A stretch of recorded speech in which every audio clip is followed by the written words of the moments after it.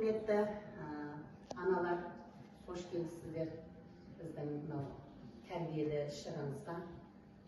Барлықтарыңыздың үйлеріңізде қыз тәрбиелеп отырсыздар.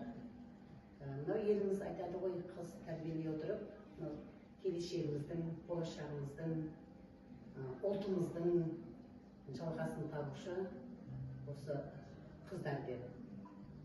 Ал енді мынау қызды тәрбиелей отырып, біз ұлт болашағын тәрбиелейміз. Оның ішінде әрбір отбасыда ананың атқаратын, қызына беретін тәрбиесі үлкен, мәнді, маңызды десек те болады. Әр уақытта біз ана болып, қызымыздың бойына жақсы қасиеттерді сіңіріп отырсақ, ол ертең өзге отбасыға барып, сол тәрбиені істейді деген үлкен сеніммен біз қызды тәрбиелеуіміз керек. Қызымыз қандай болу керек барған жерде?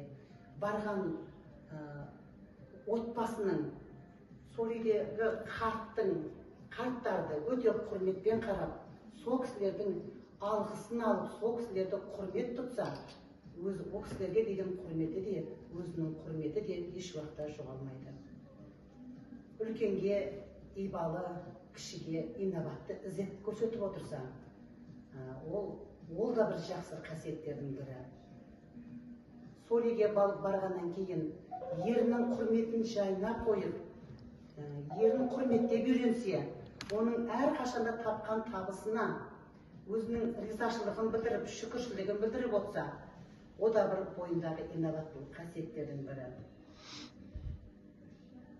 Одан ары қарай қызымыздың бойындағы жақсы қасиеттерді біз үнемі ақыл беріп отыруымыз керек. Кешірімшіл бол, қанағатшыл бол, әрқашанда үлкендерді сыйлай біл деген жақсы ақыл кеңесімізді беріп отырса, о да өзінің өсіретін перзенттеріне де жақсы үлгілі өнегесін көрсетеді деп ойлаймыз. Ал өсіріп отқан қыздарымыз қандай болу керек? Өсіріп отқан қыздарымыздың бойына бірінші инабаттылықты сіңіруіміз керек, ибалылықты сіңіруіміз керек. Осындай жақсы қасиеттерді сіңірсек, еліміздің болашағы жарқын болады деген сенімдеміз.